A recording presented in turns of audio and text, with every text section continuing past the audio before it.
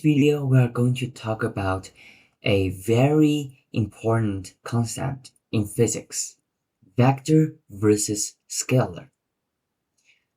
So what are the difference between these two different types of data? So what is vector? Vectors are quantities that have both direction and magnitude. And this is the key difference between vector and scalar. And some examples of vectors include velocity and displacement. Also fields, electromagnetic field, gravitational field, etc. But what about scalar? Scalar is quantities that have magnitude only. And by saying magnitude, we mean only the value, the number of this particular data.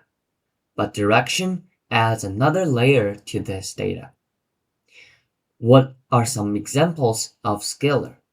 We have time, energy, power, temperature, speed, distance, angle, area, etc. So, the vector quantity corresponding to speed would be velocity. And the vector quantity corresponding to distance is displacement. So we can perceive these two as adding to a direction layer to the previous scalar value. So velocity is a speed with particular certain direction. Also, same thing applied to displacement.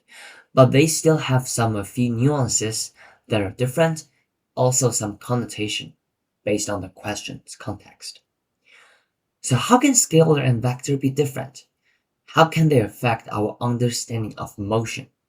So let's take a look at distance versus displacement. So let's say we have a person standing right here, and this person's trying to get to this point. This is this person's destination. So realistically, maybe he's taking some path like this, some wiggling path, zigzag path, not sure. Maybe it takes him, let's say, 20 minutes to complete this journey, and the total distance, like the length of the path, is, let's say, 3 kilometers. However, is this 3 kilometers a distance or displacement? So we can clearly see that this 3 kilometer only indicates the length of this path, no particular direction, no indication of where this person is going. It's just how much did this person go. So this would be a typical example of a distance. When it comes to displacement, we only talk about starting point and finish point. So the starting point of this person is right here, and the finish point is here. Therefore, the displacement of this person is the straight distance, a straight line's distance from the starting point to the end point. And you can see that the magnitude of distance and displacement in this question is significantly differ from each other. So this navy line is definitely shorter than the wiggly line. It could be, let's say, 0.8 kilometers. And maybe the direction that this person is traveling, maybe this angle, let's say 20 degrees, it may be 20 degrees south of east. So this would be a direction indicator of where this person is going, and this 0.8 kilometers indicates what is the shortest distance difference between the starting point and the ending point. We don't care about how this person accomplishes the journey, the quest. Next, let's talk about another typical pair of vector and scalar quantity, speed and the velocity. Although both describes how fast an object is moving, as we talked before, speed is a scalar quantity and velocity is a vector, which means scalar has of speed does not have direction, but velocity does. So let's take a look at this example right here. So let's say there's a person starting right here at point A. They go to point B first, and they turn around and go to point C as their destination, as their final destination. Let's say the distance between A and B is 10 kilometers. The distance between BC is 4 kilometers. So we can calculate the distance between AC is 6 kilometers. 10 minus 4.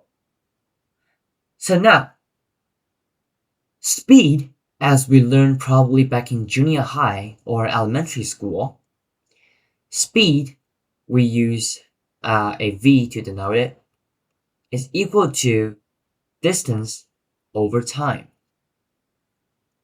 So let's say it took this person 14 kilometers, so let's say 1 hour to complete the whole journey, the whole path. What is the distance this person traveled? So the distance would be everything this person walked, essentially. So everything from A to B and then B to C. So basically 10 kilometers plus 4 kilometers, while the time is 1 hour. So we can calculate the speed of this person is 14 kilometers per hour. This is the speed, no direction indicator, and everything right here are all scalars in this calculation. What about velocity? When we are denoting velocity, we still use the letter v, but we've put a vector hat, a arrow, a direction on top of that. And then we are using displacement now over time. So the displacement has the same letter as distance, d, but we still have a vector hat on top of that. So what is the displacement this person traveled? So we only care about the starting point A and the ending point C. So we can clearly see that the distance straight from A to C is this distance right here, which is 6 kilometers to the east. So we need to say the displacement of this person is actually 6 kilometers to the east, direction indicator. And the time is still 1 hour, because at the end of the day, it always took this person 1 hour to complete the course, the path. So we can have 6 kilometers per hour. And then after the calculation, the direction is retained, because ultimately this person is technically traveling to the east if we only consider from the starting point to the end point. What is the direction from the starting point to the end point? To the east. So this velocity, the direction of this velocity is to the east, 6 kilometers per hour. So we can see same motion, same person walking through the same distance, same path. However, they have a significantly different speed and velocity. So this is a summary chart for us to clearly see the difference and the common points between speed and velocity. So speed is how fast an object is going. They use distance to calculate the speed. So as we've seen before, the formula is v equal to d over t. This d is distance, is not a vector, no vector hat. And this v is speed, no vector hat as well.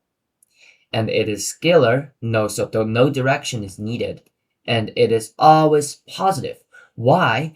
Because scalar is always magnitude only. And this magnitude cannot be negative. A distance, how can a distance be a negative distance? There's no such a thing. So the speed, which is calculated based on the non-negative distance, would always be positive as well.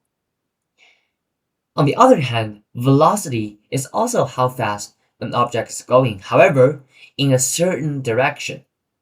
And based on the fact that it is actually a vector, so when we are doing the calculation regarding velocity, a direction indicator is always needed. So where this person or this object is moving is important when we're discussing motions. It uses displacement to calculate velocity. So as we see, the formula is displacement over time. And this displacement and velocity, they both have vector hats. And then a velocity could be positive or negative depending on the direction the object is traveling. So sometimes for the sake of convenience, we usually convert that direction indicator to a positive or negative sign. So let's say the convention in physics defines up is usually positive, down is usually negative, right or east is also usually positive, and left or sometimes west is usually often negative. And what are some common points between speed and velocity? So both of them, as we said, they all measure how fast an object is moving in meter per second, kilometer per minute, mile per hour, and probably other combinations between those units. So these are some essential facts between speed and velocity, and scalar between vector, and some simple calculations. Thank you very much for watching and have a good day.